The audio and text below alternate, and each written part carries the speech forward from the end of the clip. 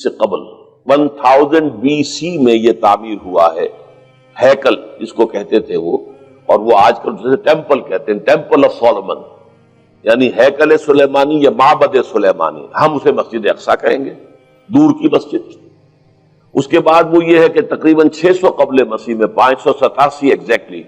اس میں اس کو گرا دیا گیا نیبوکڈنیزر نے۔ پھر یہ کہ تقریباً 200 برس کے بعد دوبارہ بنائی گئی اسی جگہ پر، پھر اسے 70 عیسوی میں پھر گرا دیا گیا، وہ آج تک گری پڑی ہے۔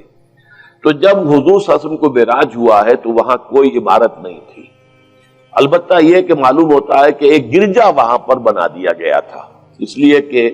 یہ جب ہیڈریان نے اس کو آباد کیا دوبارہ سن 70 میں تو تباہ و برباد کر دیا تھا ٹائٹس رومی نے سن 70 عیسوی میں، حضرت عیسیٰ علیہ السلام کے رفع سماوی کے 40 برس کے بعد، تو اس نے گرا دیا اور پورا شہر ویران کر دیا۔ لیکن پھر 60-70 برس کے بعد وہ ایمپرر تھا ہیڈریان رومن ایمپرر، اس نے دوبارہ آباد کیا، اور دوبارہ آباد کیا تو اس کا نام ایلیا رکھا، اب یروشلم نہیں رہا۔ اور پھر یہ کہ جب سن 300 عیسوی میں جو ایمپرر کانسٹنٹائن تھا قسطنطین، وہ جب عیسائی ہو گیا تو اب یہ پوری مملکت عیسائی ہو گئی، تو پھر وہاں ایک گرجا تعمیر کر دیا گیا۔ اس گرجا میں حضرت عمر گئے تھے، جب انہوں نے ہینڈ اوور کیا ہے حضرت عمر کو وہاں کے عیسائیوں نے، تو جب حضرت عمر اس گرجا کے اندر ہی ابھی تھے، دیکھ رہے تھے جگہ، تو نماز ظہر کا وقت ہو گیا، تو حضرت عمر نے فرمایا کہ میرا نماز کا وقت ہے، تو انہوں نے کہا وہاں کے عیسائیوں نے کہ آپ یہی پڑھ لیجیے، تو فرمایا نہیں، اگر میں یہاں پڑھوں گا تو اسے پھر مسلمان مسجد بنا لیں گے۔ تو باپ باہر گئے اور اس قبۃ الصخرہ کے اوپر جا کے نماز پڑھی آپ نے۔ یہ جو اس وقت جو دوم نظر آتا ہے یہ ہے وہ چٹان، اور یہ بڑی اس کے اوپر گردہ وردہ پڑا ہوا تھا، کچرا وچرا تھا، اسے صاف کیا اور اس پر آپ نے نماز پڑھی، اس لیے کہ یہیں سے اصل میں معراج ہوا تھا حضور صلی اللہ علیہ وسلم کو۔ تو اب اس کے بعد جو عبد الملک ابن مروان نے وہاں پر وہ قبہ بنا دیا ہے جو قبۃ الصخرہ کہلاتا ہے۔ البتہ اسی احاطے کے جنوب کی طرف ایک مسجد بھی ہے، بڑی مسجد ہے، وہ مسجد اقصی کہلاتی ہے، وہ اب مسجد ہے۔ یہ قبہ جو ہے بنیادی طور پر مسجد نہیں ہے، یہ تو یوں سمجھیے کہ جیسے کوئی ہمارے ہاں مقبرہ ہوتا ہے، درمیان میں قبر ہے، اس کے اوپر بڑا سا گنبد بنا دیا ہے، چاروں طرف جو ہے زائرین کے لیے جگہ ہے، ایسے ہی یہ وہ چٹان ہے۔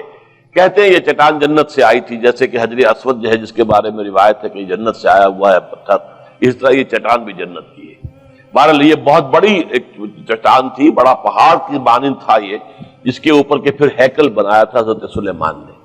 اب ہوتے ہوتے وہ چھوٹا رہ گیا ہے، جیسے کہ اب کوہ صفا کوہ مروہ کیا رہ گئے، کچھ بھی نہیں ہے، ان کا نشان ہے صرف کہ ہاں یہاں کبھی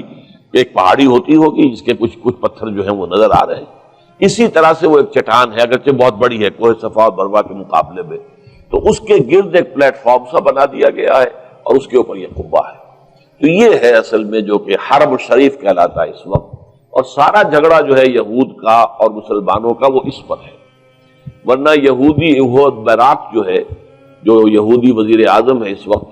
اس نے یہ آفر تو کر لی تھی کہ ٹھیک ہے مسجد اقصی موجود رہے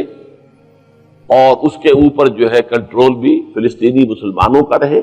لیکن یہ قبۃ الصخرہ پر نہیں ہے، اس لیے کہ یہ ہے وہ جگہ جہاں انہیں اس کو گرا کر اور اپنا تھرڈ ٹیمپل تعمیر کرنا ہے۔ یہ انہوں نے اپنے یہودی جو مذہبی عناصر ہیں انہیں رشوت دے رکھی ہے کہ باقی ہر معاملے میں تم ہمیں اجازت دے دو کہ ہم نے سینائی واپس کر دیا، ٹھیک ہے، گولان ہائٹس بھی واپس کر دیں گے شام کو، اور اسی طریقے سے ویسٹ بینک وغیرہ پر ہم ایک فلسطینی ریاست بنا رہے ہیں، تم اس کی اجازت ہمیں دے دو، لیکن ہم یہ جہاں تک یروشلم کے بارے میں ان کا کہنا تھا کہ یہ ہمارا جوائنٹ ایک ہی متحدہ دارالخلافہ رہے گا، عربوں کا کوئی تعلق اس سے نہیں ہوگا، یہ پورا کا پورا ہمارے پاس رہے گا، اور پھر یہ کہ یہاں پر ہم وہ بنائیں گے اپنا ہیکل۔